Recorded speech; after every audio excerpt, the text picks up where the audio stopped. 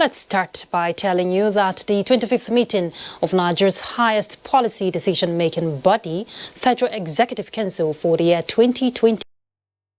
State House correspondent Adamu Sambo reports that President Muhammadu Buhari presided over the meeting, being held virtually for the 16th time in the new normal. The high-level engagement was anchored from the Executive Council chambers of the presidential villa. Vice President Professor Yemi Oshibajo, Secretary to the Government of the Federation, Boss Mustafa, Chief of Staff to the President, Ibrahim Gambari, and the National Security Advisor, Babagana Monguno, and 8 ministers joined the President in the meeting. Other members of the council, including the head of service of the Federation, participated online from their offices across the nation's capital, Abuja. Several memoranda from ministries, departments and agencies are expected to be considered for possible approval in furtherance of the next level agenda of the Buhari administration. Now, this is targeted at shifting the nation's trajectory on the path to a prosperous future. In another development, President Muhammadu Buhari says if the United Nations cannot mobilize the world to marshal out a truly effective and inclusive response to the coronavirus pandemic, well, it would have failed in its core mission of giving direction and solution to the yearnings of the international community. In his virtual address to the General Debate of the 75th session of the United Nations General Assembly, the President maintains that the global community not only look up to the United Nations, but count on the organization while reflecting on the future it wants. Once again, let's get the details from State House correspondent Adamu Sambo. This year's General Assembly has as its theme, "The future we want, the United Nations we need," reaffirming our collective commitment to multilateralism, confronting coronavirus through effective multilateral action. The pandemic has taught us that our choices matter. As we look to the future, let us make sure we choose wisely. Addressing the General Assembly for the 6th time since coming to power, President Muhammadu Buhari said the theme captures the common desire of the world leaders for a renewed and revitalized organization in need of multilateral approaches to the many challenges facing the world.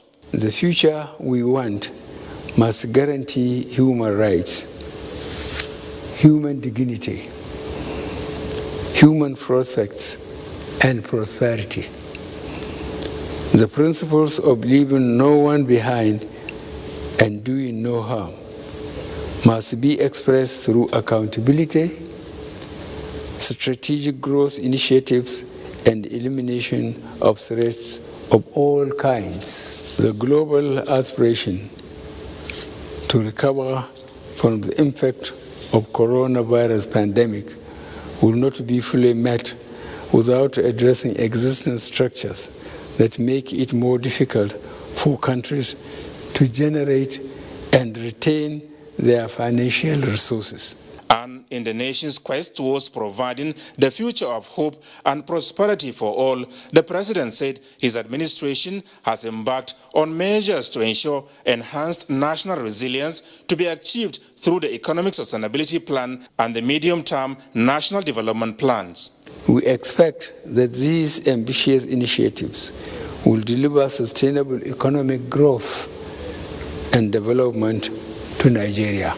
To mitigate the impact of poverty on Nigerians, the President said 10.9 billion naira is currently being disbursed as palliatives to households as well as micro, small and medium enterprises, while the Central Bank of Nigeria has launched a 3.5 trillion naira stimulus package to boost manufacturing and facilitate import substitution.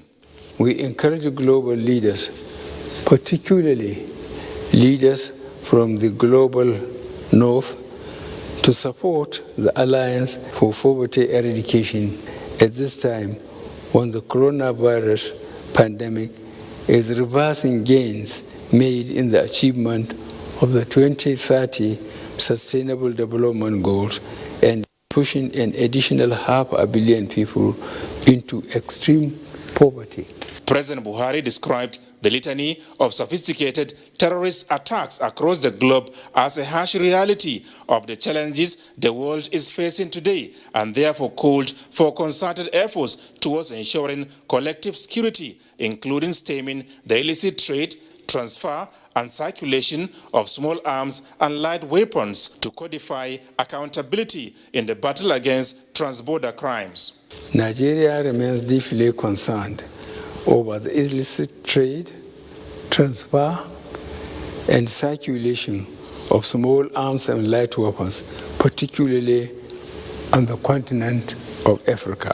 Nigeria remains steadfast in our commitment to the revitalization of Lake Chad. Let me therefore recall for international support for the sub-regional efforts to raise the 50 billion United States dollars required to actualize this initiative. The Nigerian leader, who also touched on migration, illicit financial flows, human rights, women empowerment, and gender parity, as well as quality education, on which he announced that Nigeria will host the 4th International Conference on Safe School next year. I invite you all to Nigeria to participate in the conference, which aims to advocate for the protection of education from attack as we work together toward the future we want. President Buhari reaffirmed Nigeria's commitment towards strengthening partnerships and cooperation with international and regional organizations in the task of promoting international peace, security, and sustainable development. In Abuja, Adamu Sambo, NTA News.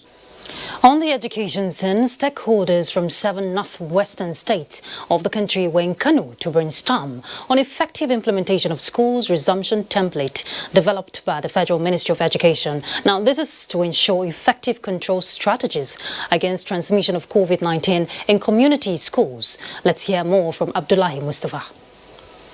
For 7 months, schools have been closed down as part of curtailment measures against the spread of COVID-19. With the pandemic curve flattening gradually, stakeholders from the 7 states of Northwest Geopolitical Zone are brainstorming on a template designed by the Federal Ministry of Education for the reopening of schools across the country. Those participating include Commissioners of Education and Health, as well as Chairmen of State Universal Basic Education Boards. Government have approved to spend a huge amount of money to procure PPEs. Efforts were made to reopen school for the exit classes, and Alhamdulillah, Kaduna State did very well in observing most of the COVID-19 protocols for safe reopening of schools. Minister of State for Education stressed that compliance with COVID-19 protocols by all states is necessary before schools are allowed to reopen. The stakeholders' dialogue will allow delegates to look at differences and similarities in the template and what the states have prepared. In Kano, Abdullahi Mustafa, NTA News. Let's turn our attention to other pressing issues. For persons with disabilities, life is already tough, but the situation around them is worsened when family members and society pay deaf ears to their plight. On the occasion of the International Week for the Deaf, the British government and the National Commission for People with Disabilities are exploring ways of enhancing communication channels for these categories of citizens in Nigeria. Kelvin Ehunwahe reports. Suleiman Uja has hearing impairment. He can't also speak, but he believes life will be a lot easier for the deaf community if the society can find a better way to listen to them. Our deaf children growing up don't have access to sign language. The parents that give birth to them cannot sign. So bringing them to school, the school has limits. Bridging that communication gap between hearing impaired persons and other members of the society is what the British government and the stakeholders are now working on, starting with the harmonization of the variations of sign languages to create a standard version to be studied in Nigerian schools. It's a fantastic goal to have, with small steps along the way, but also supporting. The most important thing is for the parents themselves to learn, because the child needs to be supported at home. We are working to establish the offices of the Commission in the 6 geopolitical zones and each of the states in the Federation. But once we are able to have this by next year, then our activities is no more an Abuja business. It is going to be a community-based approach. In Abuja, Kelvin Ebonwaye, NTA News. Well, in line with that, September 23rd every year is commemorated as the International Day of Sign Languages, a day set aside to raise awareness on the significance of sign language to aid communication with people who have hearing or speaking impairment. Now, the day was declared by the UN General Assembly in 2018, heralding the International Week of the Deaf. Now, this year's theme is Sign Languages Are for Everyone. They are not different from normal persons. The only difference is how they communicate.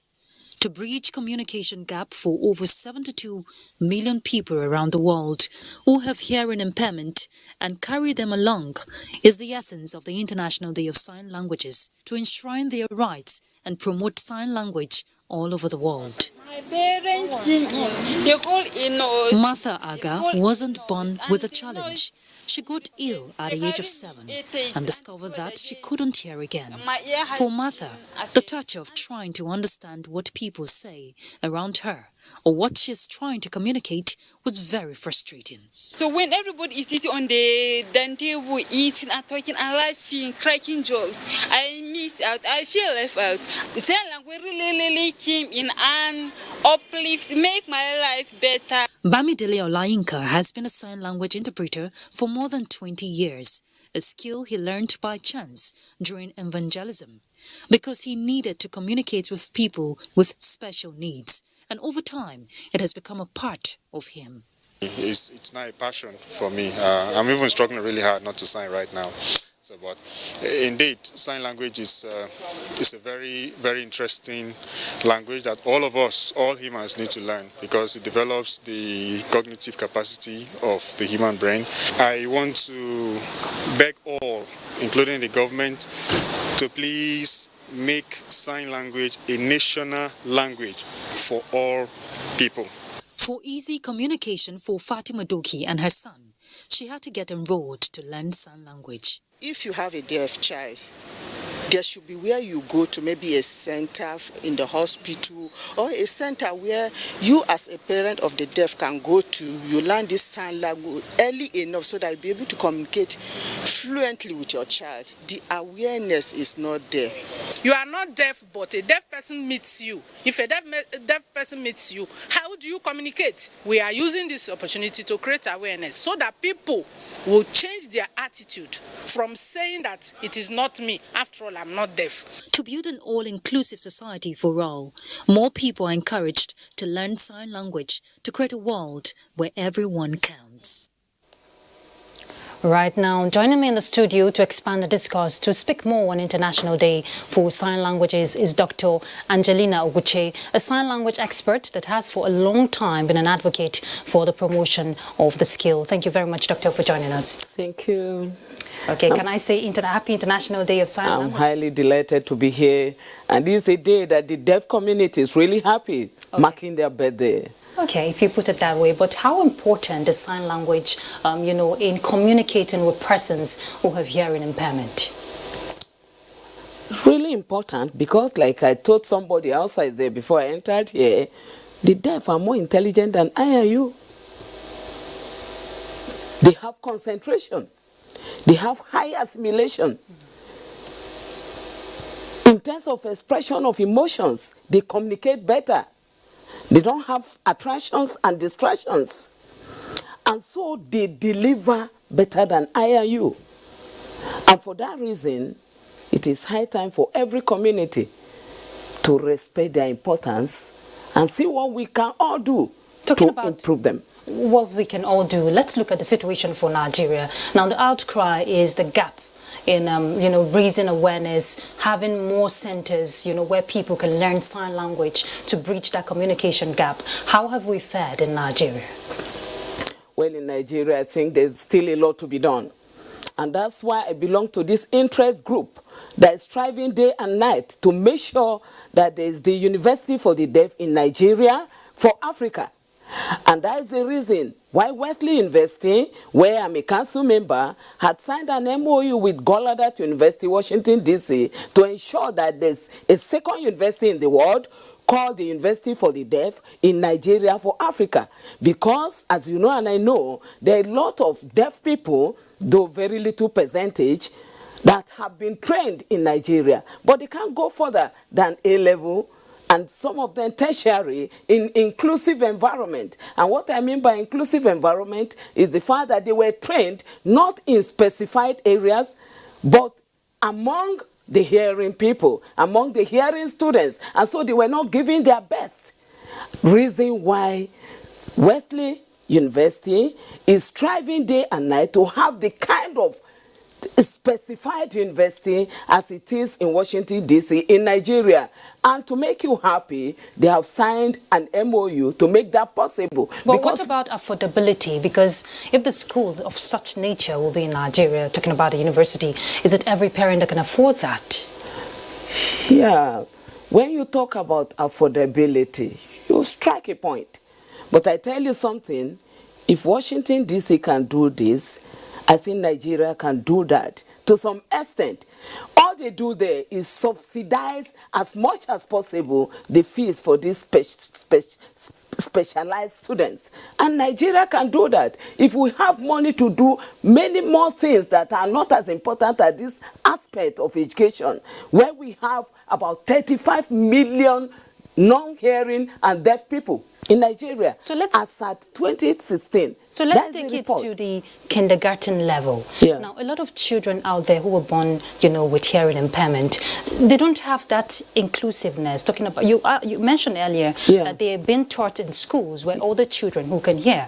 Now, what would you suggest in situations like that? It's because a lot of parents are going through that challenge. They can't even communicate with their children. Capacity building and going into specialization. The last time we went for a meeting at Washington, D.C., and to the glory of God, the government of Nigeria were represented. In fact, was represented with about 2-3 people. We went to kindergarten classes, specified kindergarten classes for the deaf, and we saw what they were doing.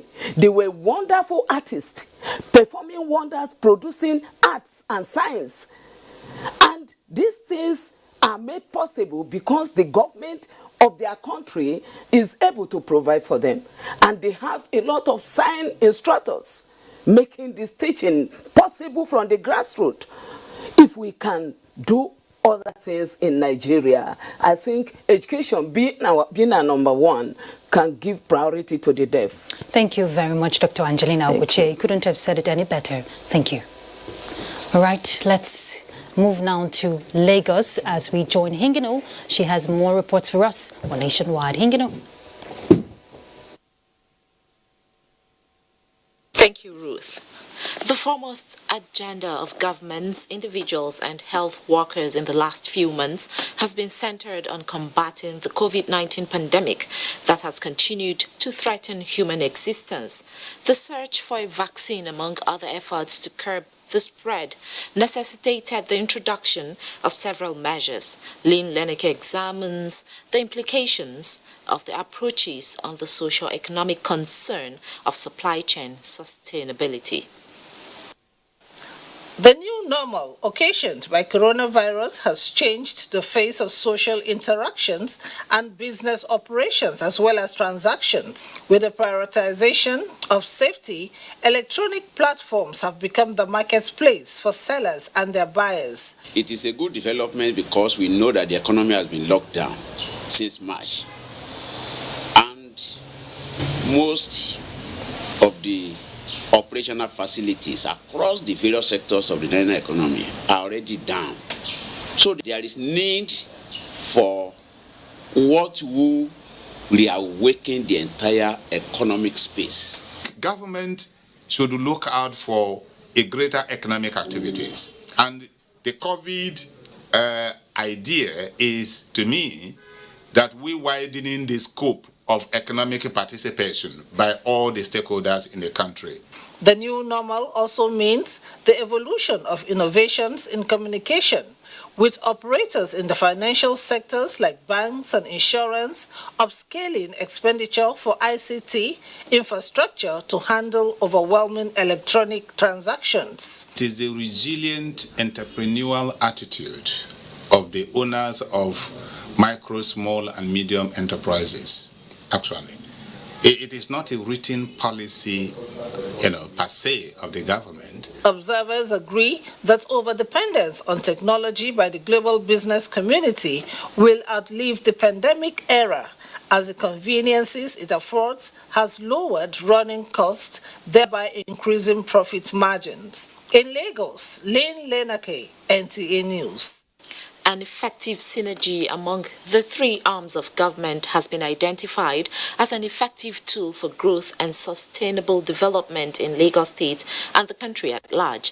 Lagos State Governor Babajide Sanwo-Olu stated this during an on-the-spot inspection of Ikeja and Igboshere High Courts in the state. Nosa Usla reports. The governor, who reiterated his administration's commitment to providing a conducive working environment and adequate welfare for the judiciary to perform its duties, said he would continue to accord due recognition to the judiciary as part of efforts to enhance its operational effectiveness. It's really for all of us to continue our collaboration, understanding fully well that we're all set up to serve our citizens, and the only way we can serve is to ensure that all of us have the right ambience and we have the right environment for that service to continue to happen. Governor Sanwo-Olu added that the judicial arm of government remains the only and lasting beacon of hope, fairness and justice to all citizens, while the legal profession has a vital role to play in promoting the cause of justice, protecting human rights and upholding professional standards. The governor further assured residents that government had embarked on a renovation of some courts and judicial offices across the state to provide a conducive environment for judicial officers. In Lagos, Nosa Usula, NTA News. We now take a break. The news continues after that in Maiduguri with Mohammed Ibrahim. A new edition of TV Guide is out, featuring great personalities from all walks of life. Expository interview with a young TV presenter who shows passion on what she does, Morayo Afolabi Brown of TVC. Pick a copy of this compendium of mind-blowing stories and get abreast with issues as regards media convergence, leadership, health, star profiles, star programs, fashion, sports, human angle stories, and lots more. Meet some media professionals within our space who have paid their dues in no small ways. TV Guide, very incisive, very educative and compelling. Grab a copy at the vendor near you or NTA stations nationwide. TV Guide, your indispensable companion.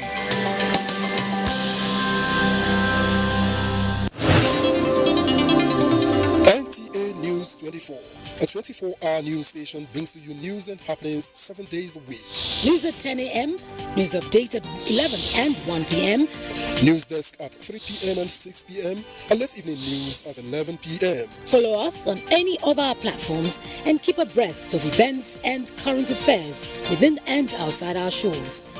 We are on DSTV channel 419, GoTV channel 46, StarTimes channel 101 and Free TV channel 703. Join us.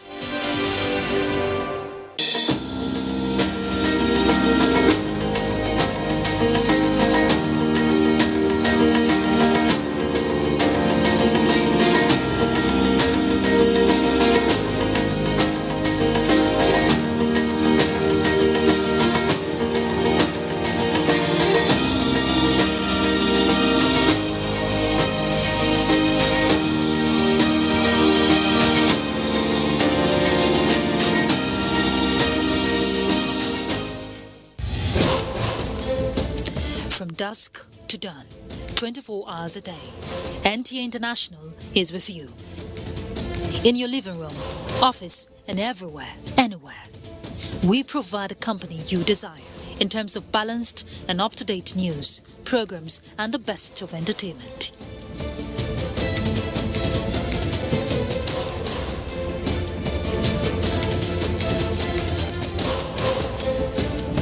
Tune in to DSTV channel 251, Go TV channel 91, Freeview channel 264, or live streaming via www.visiontv.co.uk. Application for iOS or Android. Intelsat 901/332.5 degrees east. You can also see us on Facebook and YouTube for quality content on the go. NTA International, Africa's window to the world.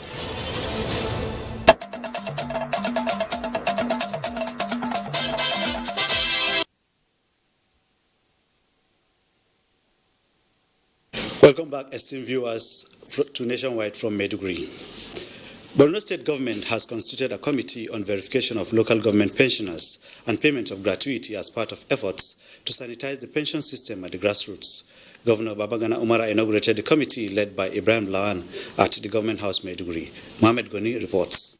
As part of its determination to instill culture of accountability and transparency in all aspects of government financial obligations, the Borno State Government has initiated far-reaching measures, including setting up of 2 high-powered committees for verification and biometric data capture of local government staff and primary school teachers to resuscitate the local government system. The Committee on Verification of Local Government Pensioners and Payment of Gratuity was to address the observed lapses as well as procedural and administrative challenges in payment of local government pensioners and to propose implementable solutions to forestall pitfalls and sundry issues associated with the system. The primary objective of the committee is to determine actual number of genuine local government pensioners and the precise correlation between the total number of pensioners and the cumulative amount of money paid to them and their gratuity entitlements. Governor Bagana Umara charged the committee to follow due process in discharging its duties and treat all pensioners on first-come, first-served basis, stressing that the accumulated pension and gratuity areas should be cleared while the verification exercise goes on. The outcome of your assignment will enable the government to sanitize the payment method as part of its overall determination to completely resuscitate the local government system. Chairman of the committee, Ibrahim Lawalan, said, the inauguration of the local government committee is a life-saving venture, pledging to work within the mandates given to them to realize the set objectives. The committee has the following terms of reference, including identifying challenges associated with the local government pension system and how it should be addressed, as well as to examine current method of payment and its vulnerability, among others. In Maiduguri, Mohamed Goni, NTA News.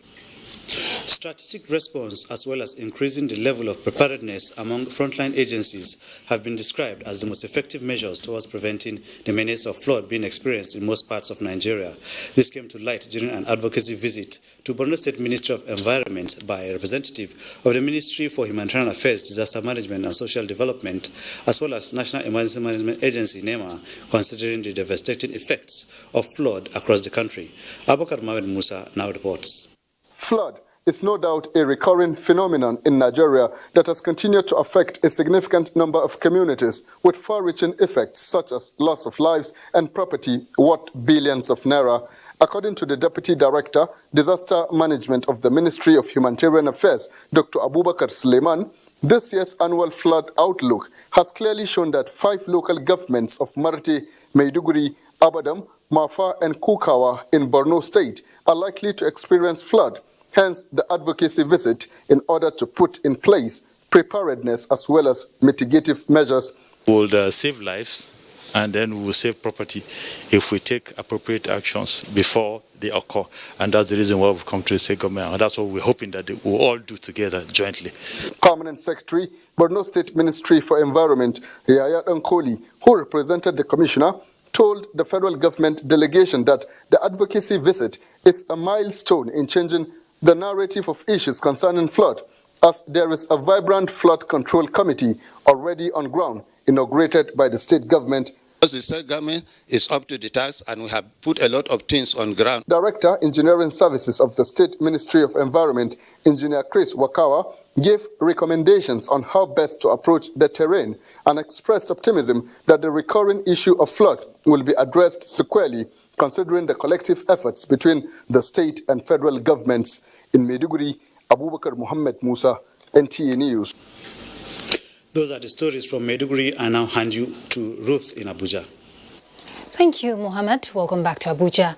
The Independent National Electoral Commission has mopped up and configured 5,150 smart card readers to replace the ones raised by fire at the Commission's headquarters in Akure. INEC Chairman Professor Mahmood Yakubu made this known on arrival in Akure for a 3-day working visit to the state. Doris Olumoko is standing by with the details. Thank you very much, studio.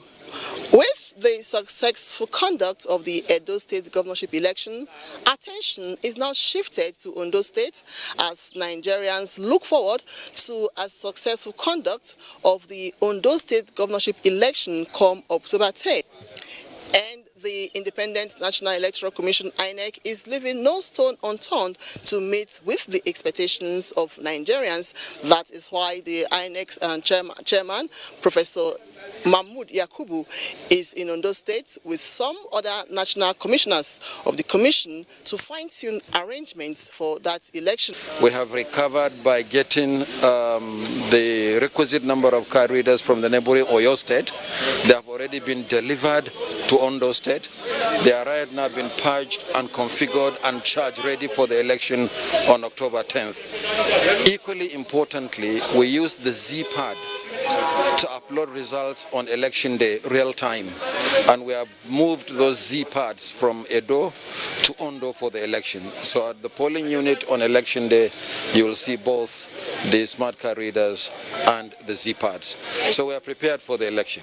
While in Ondo State, the INEC chairman is expected to meet with different stakeholders, one of which is an inter-agency consultative committee on election security. We expect that at the end of his 3-day visit in Ondo State, conclusions would have been reached on how to ensure a hitch-free Ondo State governorship election come October 10. All right, thank you very much, Doris. Now let's bring your attention to Kogi State.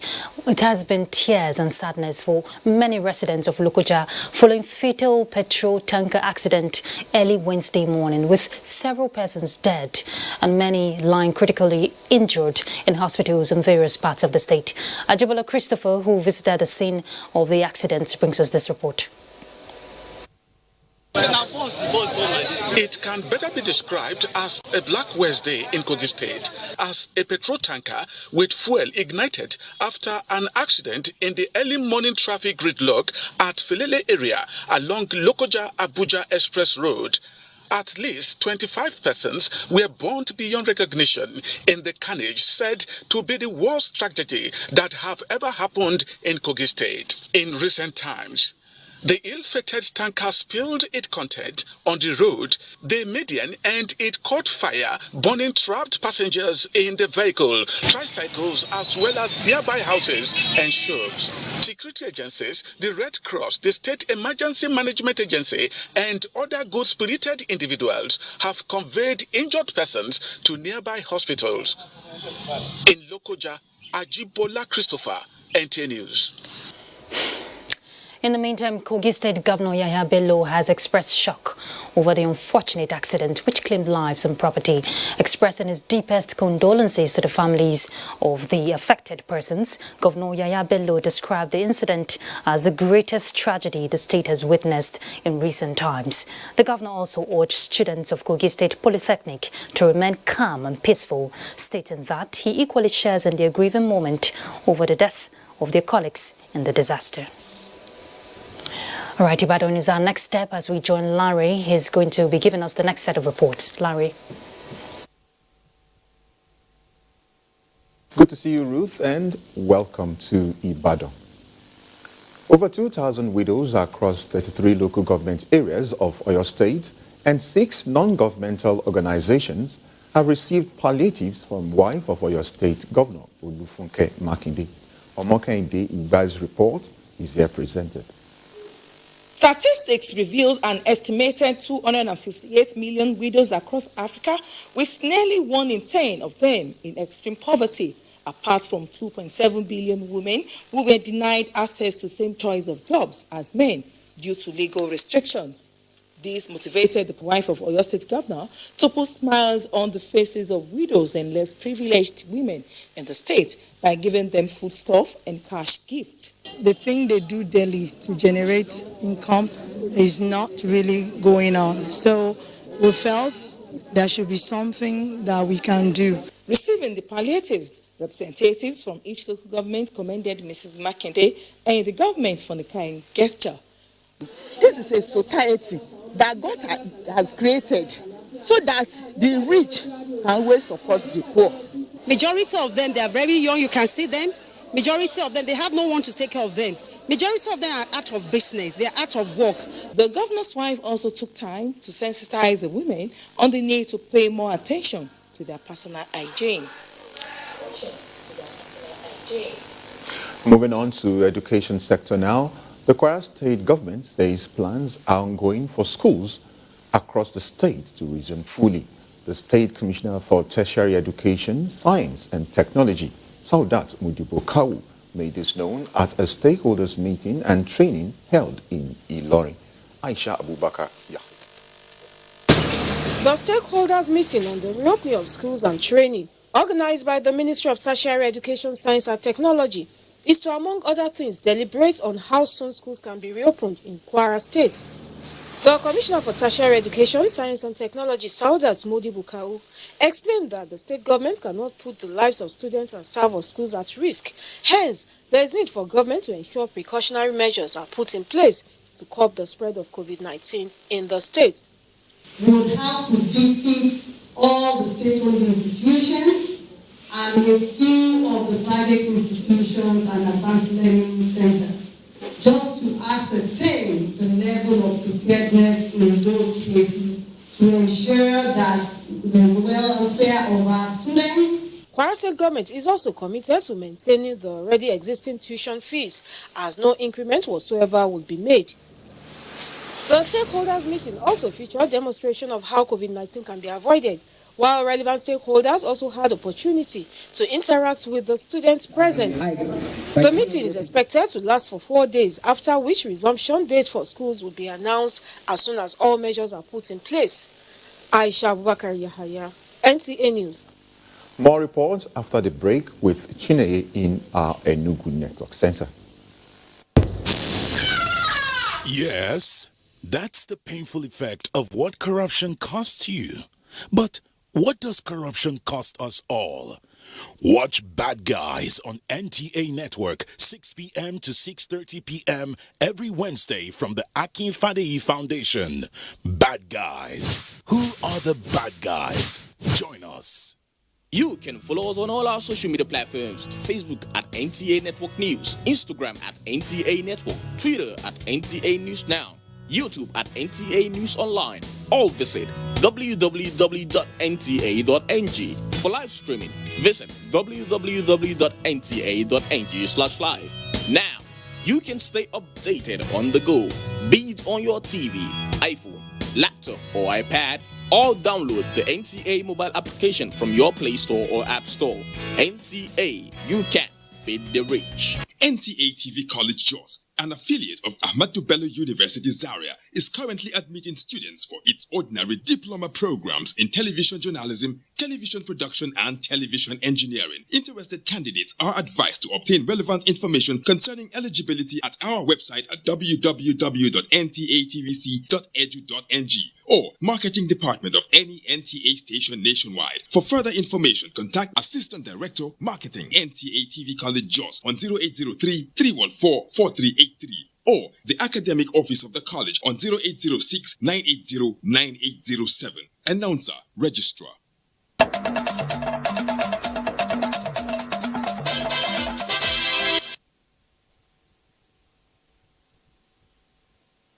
Thank you for staying on and welcome to Enugu. The Imo State government has pledged its commitment to the provision of the needed support to the judiciary towards achieving an improved legal system in the state. The state deputy governor, Professor Placid Njoku, made this known at an event marking the opening of the 2020-2021 legal year. Kingsley Ononiwu has details. Marking the official commencement of the 2020-2021 legal year in Imo State afforded the judiciary opportunity to take stock of their performance in the outgoing year.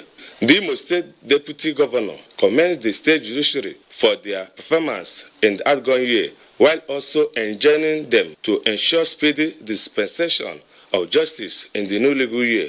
Where there are cases in court, every effort should be made to ensure that justice is procured as quickly as possible. The State Acting Chief Judge says a lot is being done to strengthen the legal system.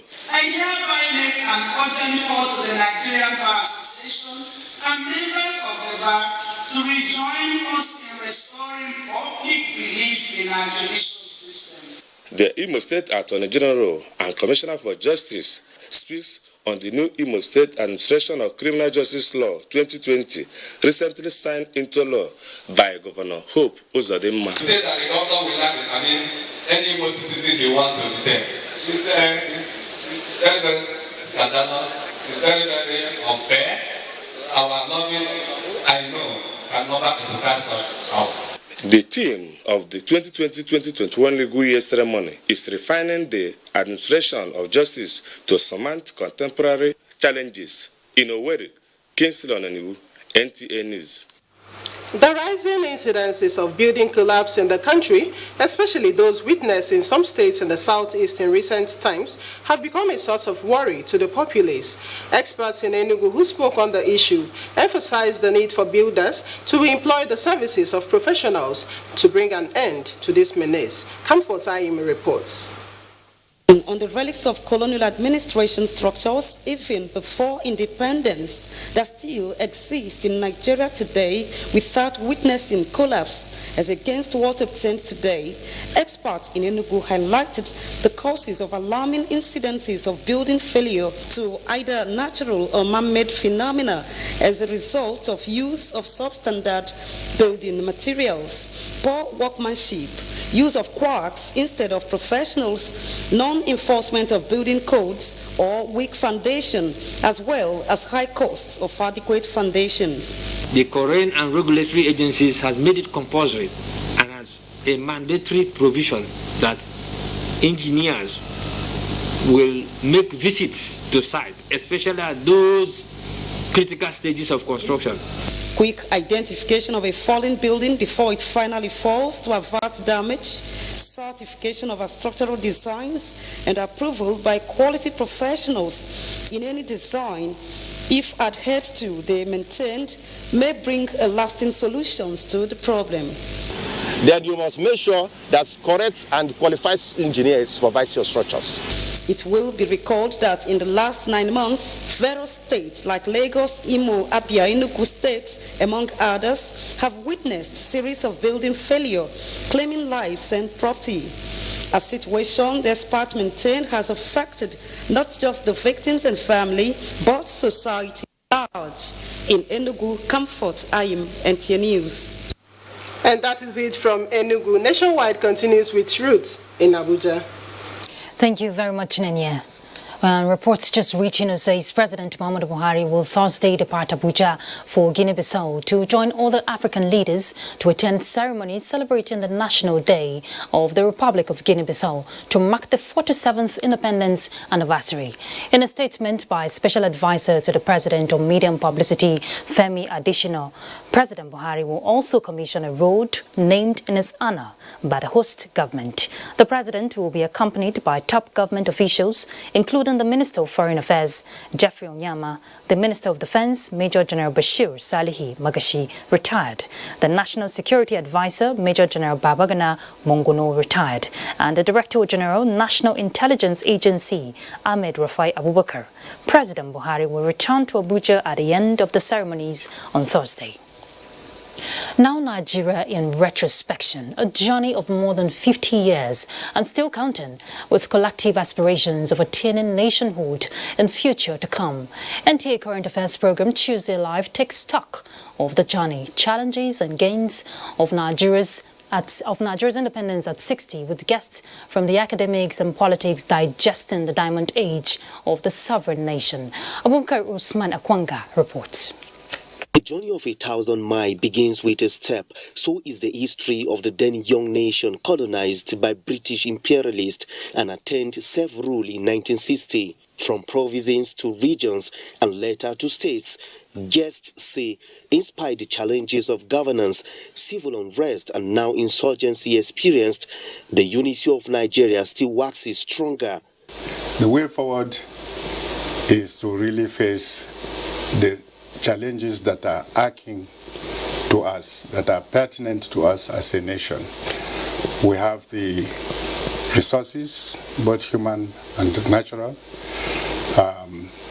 We have the human intelligence to achieve our dreams. We cannot say that we just can't say that nothing has happened.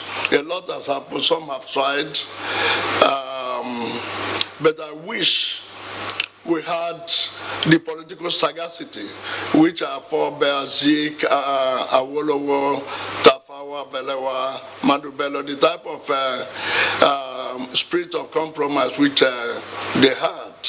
At 60, they believed it is time to review the voyage of 6 decades and place national interest and patriotism above personal and sectional interests, with uncompromising posture towards achieving a greater Nigeria. Nigeria was their own thinking every day. When they are sleeping, their dream is common man. When they are meeting, they are putting heads together to see to the advancement of Nigeria, and that was the spirit. We have challenges of nationhood, and there is the provisions deliberately put there to see how we can integrate and build a united nation. For us to still remain as one today is something that worth celebrating. As Nigeria attains 60 years of independence, many questions will be answered, while many will be raised. But the task of nation building rests on the shoulders of both the leaders and the led. In Abuja, Abubakar Usman Akwanga, NTA News. Minister of Mines and Steel Development Olamilekun Adigbite is pleased with the achievements of the ministry under his watch for 1 year. Well, the minister stated this at a photo exhibition tagged Man of Steel, 365 Days of Giant Steps, compiled by his special assistant on documentation, Mia Ogidi, reports. Still pictures taking a man of steel on a journey to yesterday. Calm, focused, determined to make a difference in Ajakuta Steel Company, but weighed down by stresses back in the office. All in 1 year, and Larry Fawole documents all these moments of his boss through the lenses of the Canon camera. All these are now in public domain, and one can see the radiance of smile from the back of the minister's head, like the faint memory of light at the edge of an eclipse. It shows the depth of what we are doing at the ministry. I will visit and reach out to governors so that we can collaborate better. But the whole essence of all this is to tie together the mandates given by Mr. President. Is to diversify the economy, bring awareness to mining, that's diversify the economy, create jobs for our people. That's very important. There are a lot of youths out of job. We're trying to make mining attractive so that they can come into mining.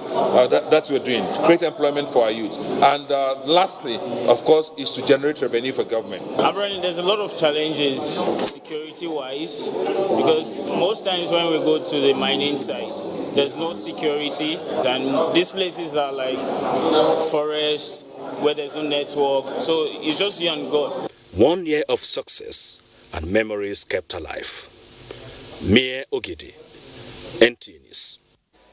The National Orientation Agency in Abia State has held a road show to show public attention on the need to restore dignity to some of the country's national symbols, including the flag, international passport, and national identity card.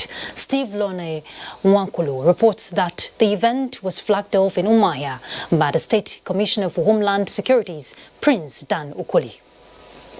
Effort led by the State Director of National Orientation Agency, Ngozi Okechukwu, in the company of the Abia State Commissioner for Homeland Security, Dan Okoli, took them through major roads in Umuahia, the state capital, as well as a visit to the State Command of the Nigerian Police Force.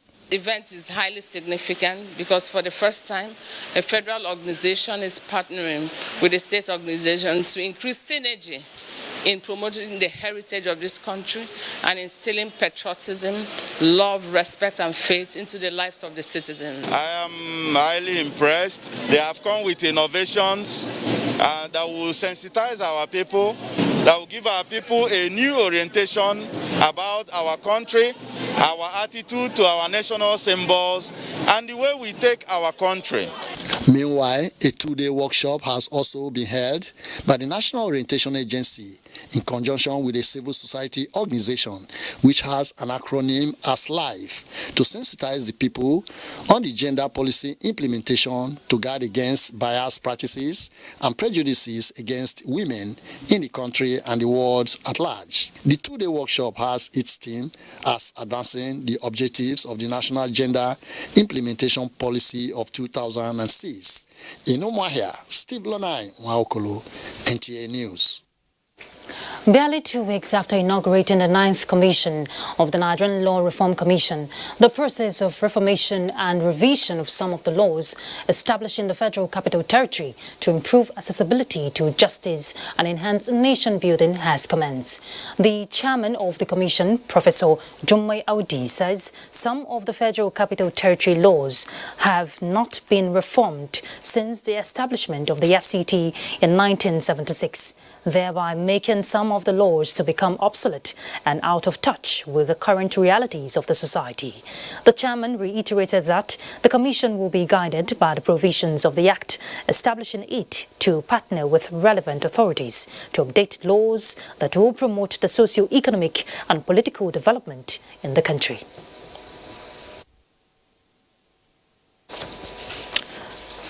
All right, let's talk sports, and Badi Adelea will guide us on Sports Update.